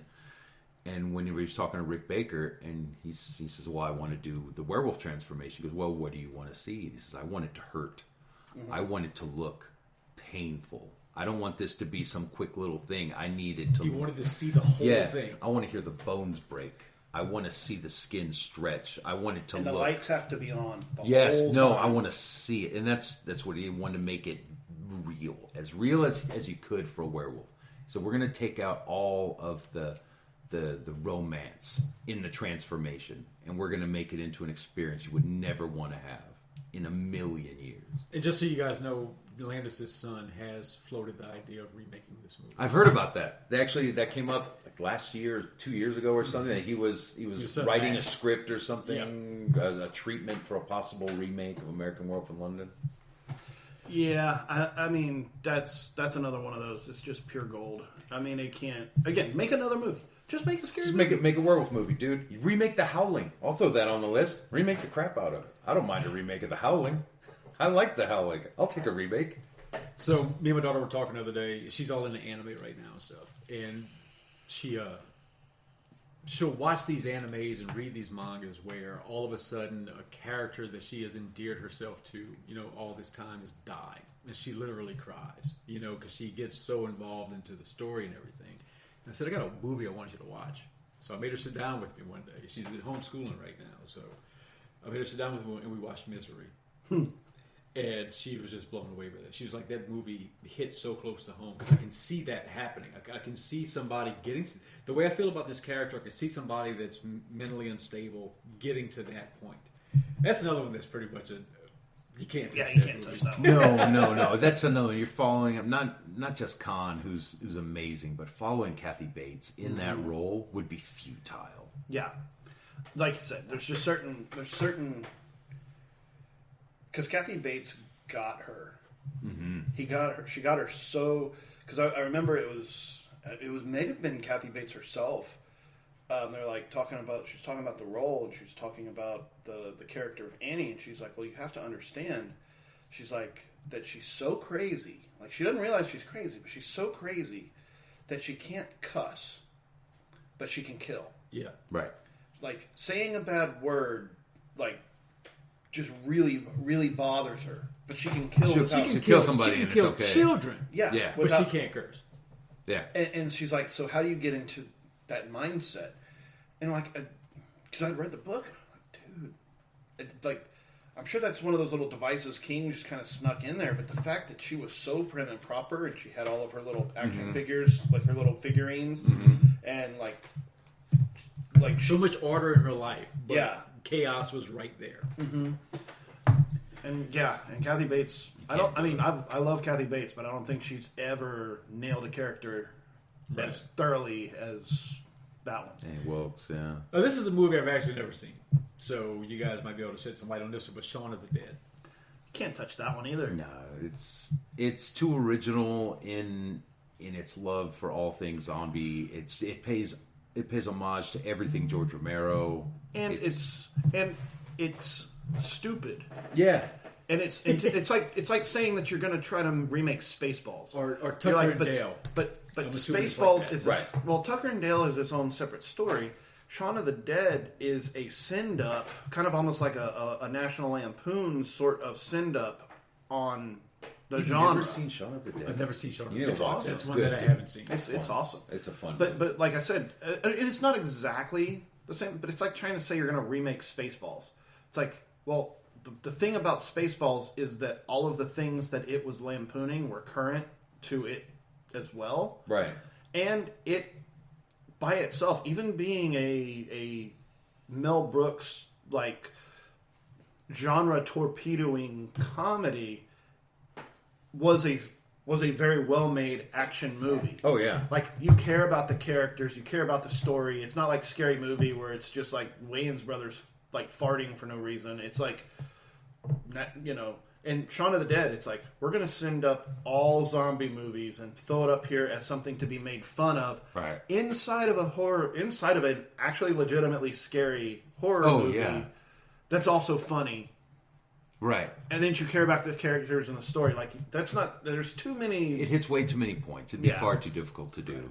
No one would accept it. There's another one that I haven't seen before. Okay.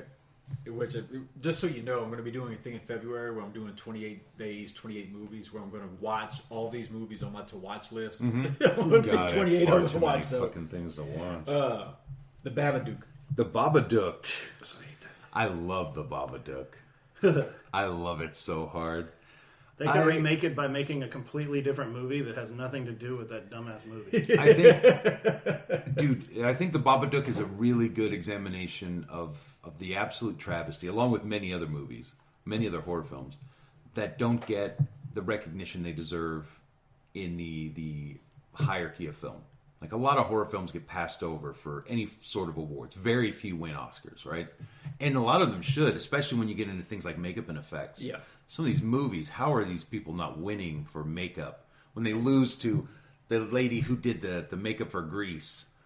But this guy made werewolves look absolutely real and terrifying. How is he not winning that Oscar?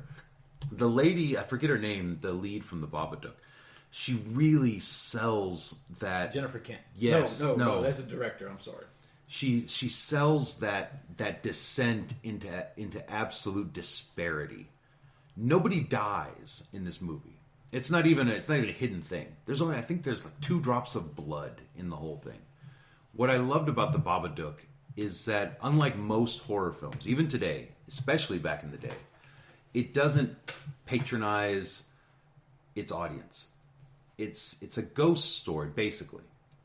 But what it doesn't do, every other ghost movie, a ghost appears, whatever, does its thing, and the first thing people do is like, what does it want? What is its name? How do I help it? At no point is that happen in this movie. This lady, the only thing she wants is to live. Her and her kid. That's all she wants. She tries going to the police. She tries getting away. But at no point is it, let me see how sympathetic it is, or what does it really need out of life. She doesn't give a fuck. She just wants to go. And the first thing it appears in is the book, the Babadook. First thing she does is light it on fire. Because she doesn't care why it's there. She wants it to go away. Except for she's the one that wrote it. Right.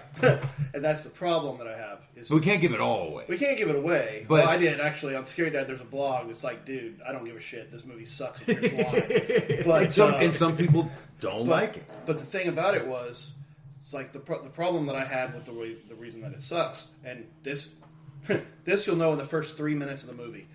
You've got this single mother who's a widow, right? And she's got this little boy he's different. They never really explain, but he just screams all the time. He sucks.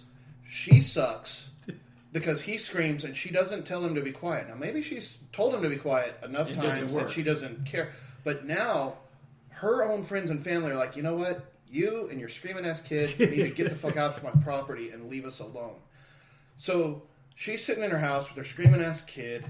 And they both, when he's not screaming being annoying, they're both staring at the wall looking haggard. And as the movie continues, they're both just like, holy shit, this movie sucks. Then this book appears. It's like, I'm the Babadook and I'm going to kill your kid. And she's like, oh, well, that can't happen because I'm a single mom and I need... But then you find she's a freaking children's book writer. So she's the one that's making the damn book. See, I want to say something, but I can't because it gives away the ending, but it explains that. And I'm just like I'm sitting there reading these. I'm sitting there just like, Jesus, this is the worst movie I've ever fucking watched. Once there is no subtext. It's not like she had a well-behaved child and she's swirling the drain of craziness and trying to catch herself trying to kill the kid and being like, oh my God, I better lock myself in the basement.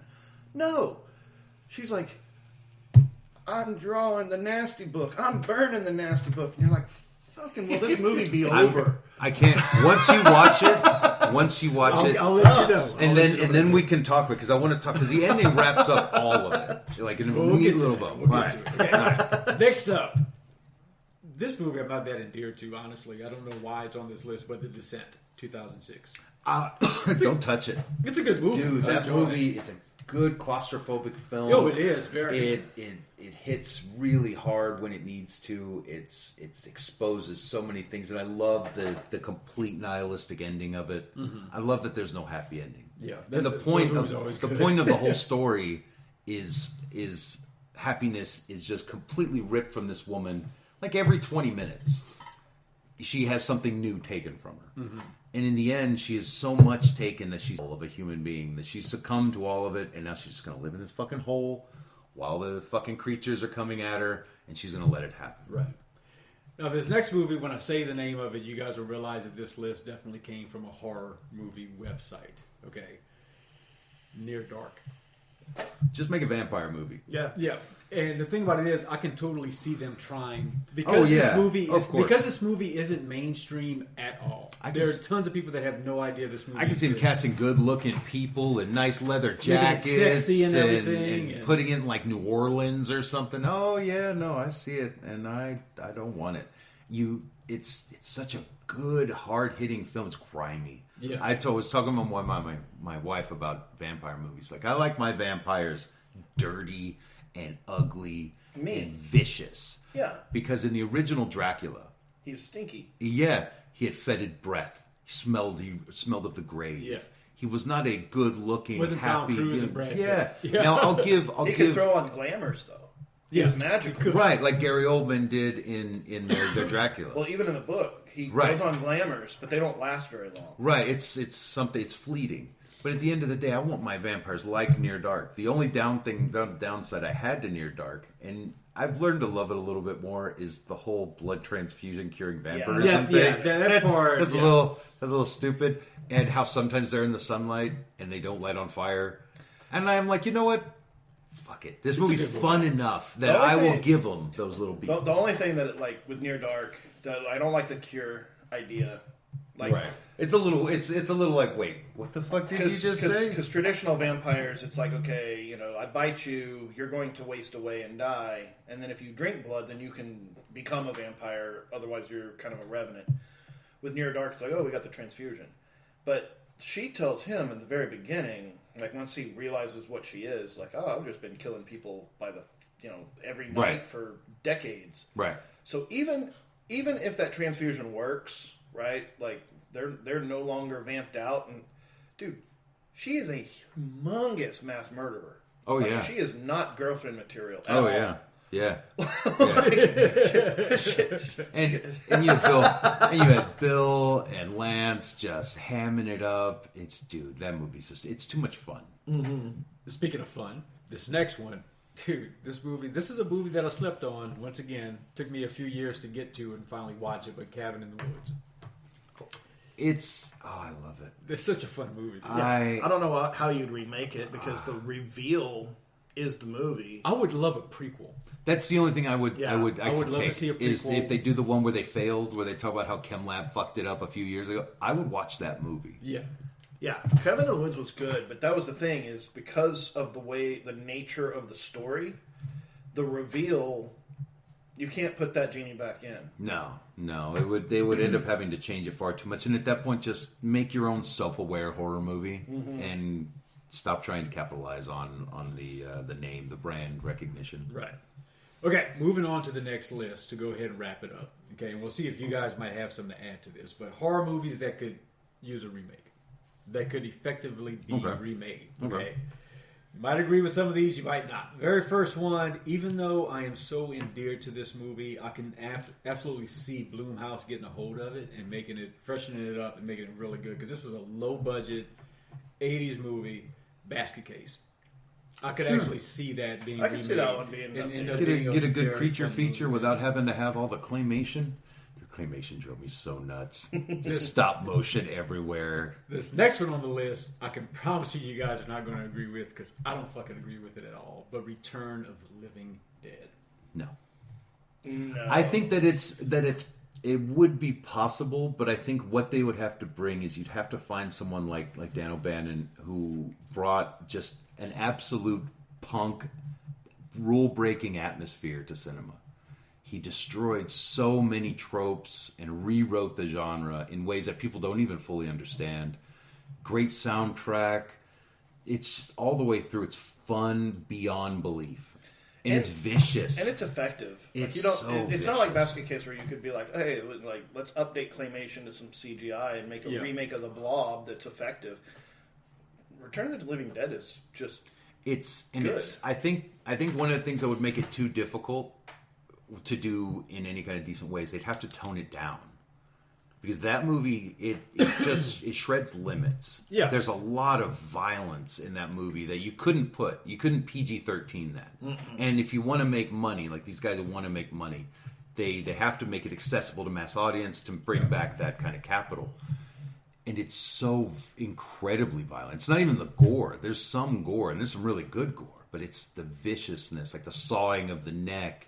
And with the zombie, you hear the gurgling as the fucking saw's going through his neck. You hear the screaming turn into a gurgle. Like, that's one scene. Like, when trash gets eaten by zombies, or when the tar man bites Suicide's skull like an apple, just crunch, and you see that bite. You couldn't do that now. That movie's mean. I watched it the year after it came out. I was like 7 years old. I shouldn't have seen it. I saw it on like HBO or something. I shouldn't have watched it. Because that movie was too far. Yeah. For where I was. You can watch Friday the 13th all day long as a kid. Nightmare on Elm Street may mess with you a little bit. I watched, Sleepaway Camp, all that stuff. None of that stuff ever stuck as hard as Return of the Living Dead. And you would have to have somebody who would not only be able to bring that viciousness, but be able to break the rules of cinema. Now, this next one we actually talked about on the forum the other day, and I think I need to revisit this movie because I haven't watched it in a really, really long time. But like I said on the forum, there are certain scenes from this movie that just are burned into my brain. But Scanners. Scanners is a fun movie. I could see it being done It has a really good cast. Ironside's amazing. Michael Ironside. I'd love to meet that guy. But there's enough to that movie where it's not like Videodrome or something where you have to completely go off the rails and have some crazy monsters or unique looks. Scanners, I think, is something that you could do nowadays, kind of like a They Live scenario. Yeah. If under the right circumstances. I actually saw that movie on another list as one that should be remade. You could. If you did it right, that could be a very acceptable film. Now, you're going to find a lot of hard pushback from fans. Right. But if you did it correctly and you cast it right, and you treated it with the respect it deserved, that's something that could be. I think it could be done well. Now, the next one is one that I agree with. Also, because even the man himself does not think that it was done right the first time, Clive Barker, but Nightbreed. But I think Nightbreed is one of those movies. Like I think you and I talked about this. You can't really do it with a single standalone movie. Right. It kind of needs to be just like Haunting of Hill House. It would need to be a series. I guess it would depend on how they wanted to approach Nightbreed. If they wanted to stick with what was the original butchered version of the film that appeared in theaters, that was semi-horror but half special effects demo reel, or the super extended, more original Barker's version, which turned it into more of a fantasy film than a horror movie. Right. Because it very much is the long version. Dude, it has like 45 minutes to an hour. And it's more love story. There's a lot more sympathy for the Midians. And I honestly think a recasting would help that movie a lot too. Sure. The Dr. Decker, the guy that played Dr. Decker, Cronenberg. He didn't do. That's not what I envisioned Dr. Decker being like. Right. I think a recasting would help that movie. Cronenberg's he's a great director. Yeah. I don't know, he's not much of an actor. He's got a good look. The guy looks like he should be a horror movie villain all day long. But he has, and I don't know if it was the script, has a very, very monotone way of approaching how he talks to people. The next up on this list I find interesting that it's on here because we've talked about this before. The fact that Nightmare on Elm Street Part 4 is the most successful film of that franchise. It made the most money out of all of them. And the reason it did is because Nightmare on Elm Street Part 3 ended up being so good. Right. This list puts Nightmare on Elm Street Part 3 as one that should be remade. I have a hard time with the remaking a sequel like that lives in continuity, because you risk changing the initial continuity.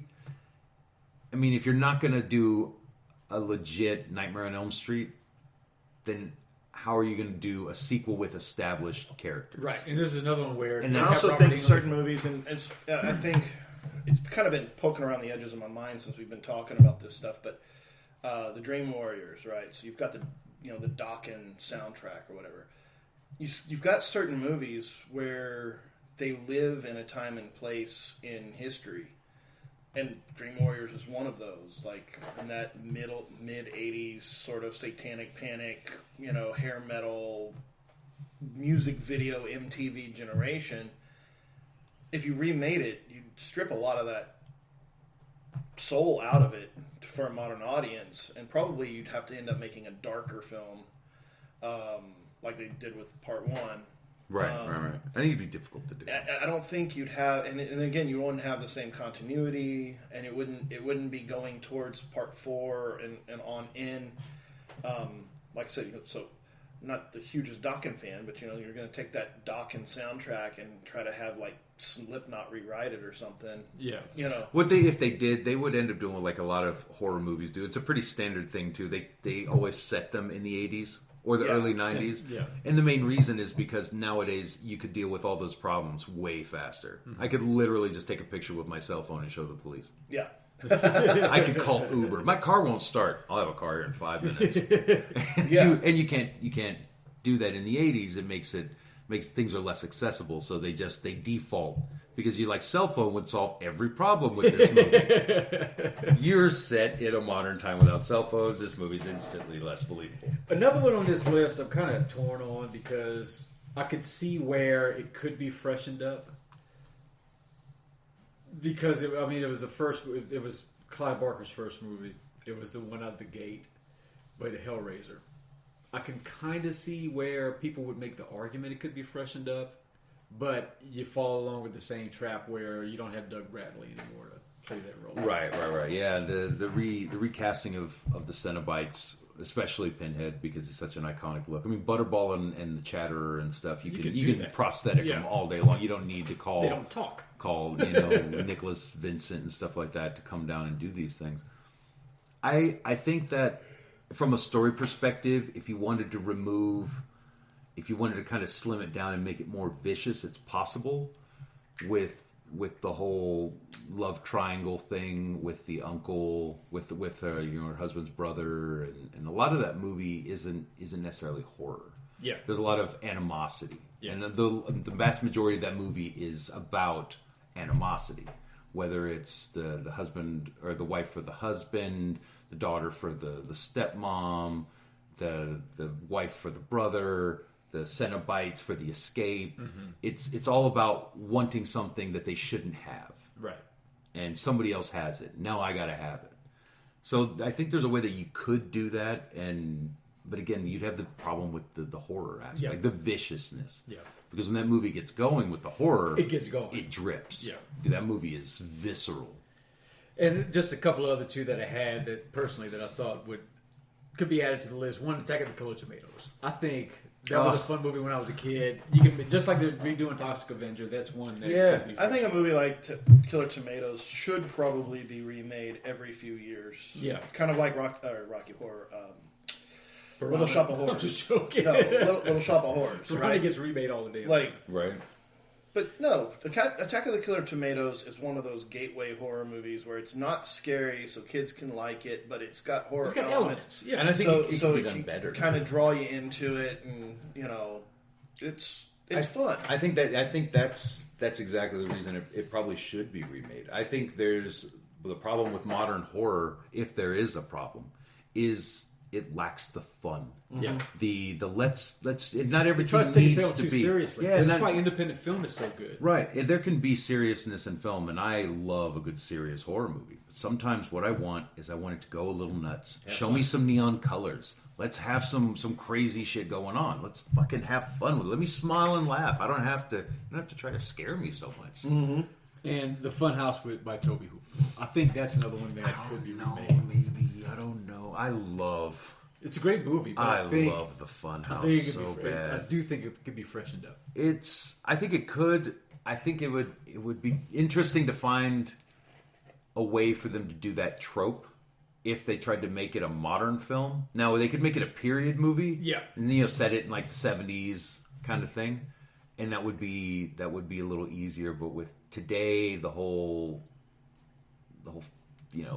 Funhouse being in some parking lot of a town in like Iowa, sense. It would be a little weird. I mean, you could do it and maybe even do something fun with it. Maybe kind of cross it with like a Something Wicked This Way Comes, like this touring devil fair or something like that. Boom. You want to read that announcement on the air? No, I'll let you read it. I can't actually. You sure? Okay. Well, we'll get that to everybody later on. Well, I'm done, gentlemen. You guys have anything to add? I mean, there's a lot of really great stuff out there that I think it's the difficulty is in the rose-colored glasses. We grip so hard onto the things we love, and as horror fans, so much of it has been tried to be taken away from us. I mean, ever since you were a kid. Yeah. A lot of families, like I was introduced to horror really young, and it was allowed to happen. But I had friends that couldn't watch R-rated movies. Beavis and Butthead was pushing the line too much. Right. Bart Simpson said hell, and people lost their fucking minds over it. So my friends would come over sometimes. I'd have to sneak them horror movies, like in the middle of the night. Come on, let's go. We'll go in the living room. We're going to watch a movie. And a lot of that was kind of ripped away for a really long time. So we held on to it like a security blanket. It was sacred. Comfort movies. Right. It made us feel good. And we were doing something we weren't supposed to do. It was very forbidden. We were seeing tits and gore. And people were cursing. And they were drinking and smoking. And they were having a good time. And we held on to it so much that when it became more acceptable and kind of blew up into the stratosphere as time went on, a lot with like comic books and nerddom, that we started to become resentful. And the resent came from you trying to take what was mine and make it yours. Mm-hmm. And we accepted to a point because horror has only been able to subside due to its fan base. We literally keep our own monsters alive. in independent film, in convention form, and all these things. But we love our heroes so much that we find it difficult. We'd rather see a 14th sequel than a remake. Otherwise, we turn it to Annie Wilkes. Just call it. And that's the thing. Just call it. If you call it a sequel, dude, if they took the worst remake you could imagine, like one of the Texas Chainsaw, the one where he was a kid, it was just absolute horseshit. And if you called it Texas Chainsaw Massacre 9, it would be a little less bad. Yeah. Well, and for me, like I said, when I was a kid, I was able to read whatever I wanted, and I think, you know, as I cast my memory back, it's like certain things. Like my cousin, I used to go stay at my grandmother's house, and we'd watch Poltergeist was on HBO, and you know, it's like when you mentioned the fun, they're under the blanket movies. Right. They're drive-in movies. That's why I really like, you know, Pulp Fiction and like that old kind of Svengoolie, like horror host type stuff. I don't necessarily want to see people hurt or killed or scared, or, you know, like, this is not really what drives me. What drives me is special effects and cool monsters and interesting plot twists and makeup and that kind of stuff, right? But whenever you remake a movie, unless it's a timely remake, then what is kind of the studio is trying to tell me almost is that they did it wrong the first time. And I've been carrying things like Jaws and American Werewolf with me my whole life, Poltergeist, and to be like, oh, well, we can do it better. You cannot do it better than Steven Spielberg, Tobe Hooper, Craig T. Nelson, right? Robert Heather Englund, Wes Rourke, Craven. You know, you can't do it better than them. And even if technically you can, because you've got better technology, better filming, better union rates, whatever. Even if you can technically make a better film, you can't take away all of the memories associated with those originals. You can't take away those original being scared. You can't take away the anticipation of popping popcorn and seeing the Friday the 13th movie. Right. And so, like, you're basically, like, you're trying to, like, so if you're trying to update, like you say, like Basket Case, when you take a movie that could technically be better, and it's a labor of love, and it's fan service. We're going to take this movie that was made on a really crappy budget, give it some extra money, and do some fan service. I'm all for it. And you're like, oh, we're going to try to remake Jaws. Right. Good luck. Call it something else. I think one of my favorite, and this isn't horror, but it's very much to the point. Sometimes, you know, they take the brand recognition and they don't realize how much goodwill they're trying to rip out of your hands with brand recognition. A good remake, not horror, is The Fast and the Furious. Mm-hmm. It's a good remake. It's its own movie. It's updated for a modern time. It is almost an exact replica of Point Break. Yeah. Every bit. The undercover agent infiltrating a group of export whatever. Yeah. It's the exact same, down to falls in with the head member's girl / sister, whatever, ends up pointing fingers at another group that is similar to their X game persona. It's the same movie. All the way, Swayze gets caught at the end, or Swayze gets killed at the end of Point Break, and Vin Diesel gets away at the end of Fast and Furious. But it's the same thing. They didn't call it Point Break. Somebody said, I can do Point Break with modern day shit, and I'll make it. We'll just have to call it something else. Yeah. And it worked. Mm-hmm. It worked. Now, that's a good point. Then they remade Point Break and it sucked. And then they tried to do that, and you're like, if you would have just called that like Australian action, I'm like, I might have enjoyed it a little bit more. It's a shit movie, but I might have enjoyed it. But because you attempted to call it Point Break, then that's the point of it. It fails before it even starts. You give it something to measure against. That's right, because now I'm comparing you. But when I first saw Fast and Furious, and I watched it, fuck, man, this is just Point Break. But it's pretty fun. It's not called Point Break. All right, it's its own thing, but it's the same thing. I was like, fine, fuck it, do it. And I think that's what people need to do. Like, that's why some of the great remakes have worked, because they show the love. They're not trying to make it better. The ones that work aren't trying to make it better. They're trying to make their own, like Invasion of the Body Snatchers. Yes. And then Another great one. Invasion with fucking Nicole Kidman. They're the same movie. But one of them said, I'm going to do the exact same thing. Almost exactly across the board. But ours is better than yours. And it fails. Well, that's why The Thing works so well. Right. It takes the original and it almost doesn't even admit the original exists. There's really no comparison That's between the two. You forget about the first Yeah. one. Because it's so good. And it shows its love, but it does its own thing. It's masterful. All right. Well, I'm good, man. That is 1 hour and 44 minutes of awesome. Not bad. Not bad.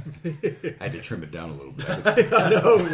We honestly could have kept talking. There's a couple of things that I missed on. But yeah, it was, so hey, agree or disagree. Lively debates always welcome here and on the forum. So hit us up. We'll see you next time. Later.